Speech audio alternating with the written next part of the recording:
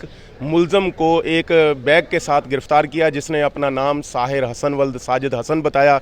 उसमें कोई 200 ग्राम के करीब आइस थी। ये बाद में मुलज़म पता चला कि ये जो वीड थी, और मुलज़म काफ़ी अरसे से 2016-17 से वीड पी रहा है और उसने अपने घर में भी वीड का पौधे की काश्त की। अगर साजिद हसन जो मारूफ अदाकार हैं, उनको भी पता था कि उनका बेटा ये ड्रग यूज़ भी करता है, आगे बेचता भी है, बाहर से मंगवाता भी है। ज़ाया उनका मैनेजर, जब उसके अकाउंट में पैसे ट्रांसफ़र हो रहे हैं तो सारी मुस्तफ़ा आमिर कत्ल केस के जो अहम मुलज़िम हैं, मुलज़िम अरगमान, उसके साथ शरीक मुलज़िम हैं साहिर हसन, जो कि अदाकार साजिद हसन के बेटे भी हैं। उन पे मलशियात स्मगलिंग के केस है, जो बहुत बड़ा केस है। ये कराची की तारीख़ में भी बहुत बड़ा केस उभर के साबित हुआ है। इसके बारे में अभी लियाकत अली राना साहब, जो सीनियर सहाफ़ी हैं, वो रिपोर्टिंग भी कर रहे हैं इस केस के हवाले से, तो उनसे पूछेंगे इस वक्त की क्या सूरत हाल है, अब तक क्या पेशरफ्त हुई है। भुट्टो साहब बहुत शुक्रिया। पहले देखें, एक चीज़ तो क्लियर कर लें कि ये जो अरमगान और साहिर हसन को आपने कहा ना कि ये दोनों को एक्यूज़ हैं, अभी तक रिकॉर्ड पर ऐसी कोई चीज़ नहीं है। बहुत सारी चीज़ें र्यूमर्स हैं।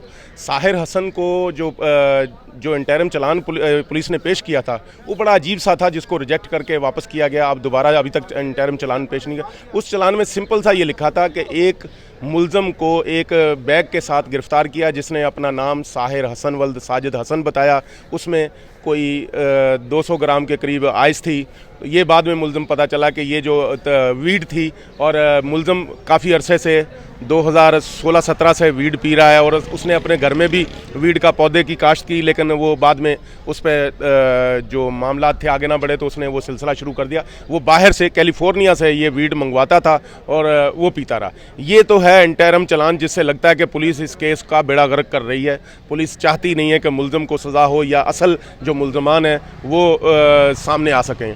इसमें जो प्रोसिक्यूशन की तरफ से एतराज़ किया गया था, शकील अब्बासी प्रोसिक्यूटर हैं इस कोर्ट के, उन्होंने पहला ऑब्जेक्शन किया था कि जो पहले दिन इन्वेस्टिगेशन में चीज़ सामने मुलज़म की, जो ये मुलज़म जो सप्लाई करता था, मंशियात वीड सप्लाई करता था, उसके जो इनकम जो पैसे हैं, जो रकम मिलती थी मंशियात की, वो साजिद हसन, अदाकार साजिद हसन के मैनेजर के अकाउंट में ट्रांसफ़र होती थी।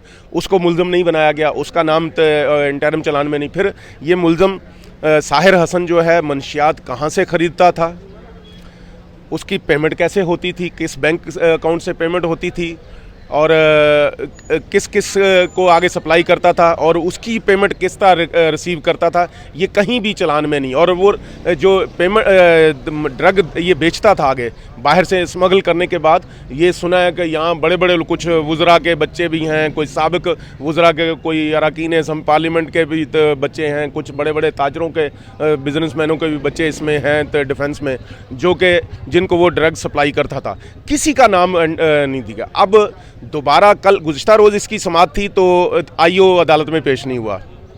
उस पर अदालत ने 1 घंटे का टाइम दिया कि 1 घंटे में तफ्तीशी अफसर अदालत में पेश हो जाए, लेकिन जो तफ्तीशी अफसर है उसने अदालत में पेश नहीं हुआ। उसने चलान जो है स्क्रूटनी के लिए दिया है प्रोसिक्यूशन डिपार्टमेंट को। प्रोसिक्यूटर जनरल सिंध जो मुंतज़र मेहंदी हैं उन्होंने, और दूसरा जो जुल्फ़कार आराई हैं प्रोसिक्यूटर, उन्होंने जो स्क्रूटनी करने के लिए उनके पास इंटरिम चलान आया, उन्होंने फिर उस पर कुछ ऑब्जेक्शंस लगाए हैं। उसमें मेरी इन्फॉर्मेशन के मुताबिक पहला इतराज़ तो वही है कि इसमें दीगर मुलज़मान हैं, उनके बारे में कोई इन्फॉर्मेशन नहीं है। फिर वो जो साजिद हसन, अदाकार साजिद हसन का मैनेजर है, उसका नाम भी ब्लू इंक से लिखा गया, यानी कि उसके ख़िलाफ़ कोई शवाहिद अभी तक तफ्तीशी अफसर को या इन्वेस्टिगेशन ऑफिसर को, कोई भी इन्वेस्टिगेशन टीम को नहीं मिले, इसलिए वो भी बेगुनाह है। तो लगता नहीं है, क्योंकि होना तो ये चाहिए था, जैसे अरमगान वाले केस में उसके वालिद को बहुत देर के बाद इस केस में शामिल तफ्तीश किया गया। मेरे ख्याल में अगर साजिद हसन जो मारूफ अदाकार हैं, उनको भी पता था कि उनका बेटा ये ड्रग यूज़ भी करता है, आगे बेचता भी है, बाहर से मंगवाता भी है। ज़ाया उनका मैनेजर, जब उसके अकाउंट में पैसे ट्रांसफ़र हो रहे हैं तो सारी चीज़ें तो उसके इल्म में, तो उसको इन्वेस्टिगेट कर लिया जाता। हो सकता है इसमें इंडस्ट्री के भी बड़े बड़े लोगों के नाम आ जाएँ सामने, लेकिन लगता ये है कि कुछ चूँकि बड़े लोग इन्वॉल्व हैं तो इन केसेस को दबाने की कोशिश की जा रही है। जैसे अरमुगान वाले केस को दबाने की कोशिश की जा रही है, साहिर हसन वाले मामले को भी दबाने की कोशिश की जा रही है। हालांकि हमारी जो नई जनरेशन है ये मंशियात के इस्तेमाल तबाह व बर्बाद हो रही है, लेकिन शायद हमारे जो आला अफसरान हैं, जो ऊपर के लोग हैं, वो यही चाहते हैं कि मामला चलता रहे ऐसे। तो इस केस को भी तबाह करने की कोशिश की जा रही है। मुझे नहीं लगता इसमें कोई पेशरफ्त तो आप देखें 1-2 दिन में शायद इसमें कोई इंटरिम चालान को पेश कर दिया जाए, लेकिन लग नहीं रहा कोई तफ्तीशी टीम के अब तक जो कारकर्दगी है उससे नहीं लगता कि मामलात को कोई बेहतर अंदाज में आगे बढ़ाया जाएगा। लियाकत अली राना साहब, हम जब भी आईजी सिंध से मिलते हैं या वो कहीं हमें अदालतों वगैरह में मिल जाते हैं तो हम उनसे पहला यही सवाल करते हैं कि पुलिस जो आपकी तफ्तीशी पुलिस है या एफआईआर काटी जाती है उसमें कई ऐसी खामियां छोड़ दी जाती हैं जिसकी वजह से मुल्ज़मान को फ़ायदा होता है। अदालतें कहती हैं कि प्रोसिक्यूशन सही नहीं है जिसकी वजह से जो है मुल्ज़मान को फ़ायदा होता है, लेकिन प्रोसिक्यूशन या पुलिस कहती है कि अदालत का या जज उनको छोड़ देते हैं, ज़मानतें लेते हैं। ये क्या वजूहत हैं, क्यों नहीं ये सुधर रहा ये मुआशरा या इनकी रिफॉर्मिंग क्यों नहीं हो रही? देखें, आईजी साहब हमारे लिए बड़े मोहतरम हैं। वो पहले भी सिंध के आईजी रह चुके हैं, वो ज़्यादा बेहतर जानते हैं। लेकिन वो कहते हैं ना कि कौन अपनी औलाद को बुरा कहेगा, तो वो भी जाहिर सी बात है ये तफ्तीशी अफसरान को वो तो कहते हैं कि बहुत बेहतर, पहले से बहुत बेहतर तफ्तीश शुरू हो गई है। इक्का दुक्का केस का वो नाम नहीं लेते, लेकिन कहते हैं इक्का दुक्का केसेस में कुछ प्रॉब्लम्स हो जाती हैं, लेकिन इन्वेस्टिगेशन बहुत बेहतर हो गई है। तो जहाँ तक अदालतों का ताल्लुक है कि वो ज़मानत दे देती हैं या रिलीफ दे देती हैं, तो देखें प्रोसिक्यूशन गलतियां करेगी, तफ्तीशी अफसर गलतियां करेंगे तो उसका फ़ायदा ऑटोमेटिकली जो शक का फ़ायदा भी जैसे मुल्ज़िम को मिलता है, तो इनकी गलतियों का प्रोसिक्यूशन या तफ्तीशी अफसर इनकी गलतियां का फ़ायदा अदालत में यकीनी तौर पे मुल्ज़मान को मिलता है। और ज़ाहिर बड़े बड़े वकला जब पेश होते हैं तो वो छोटी छोटी गलतियों को निकाल के सामने रखते हैं और अपने क्लाइंट्स को फ़ायदा पहुंचाते हैं।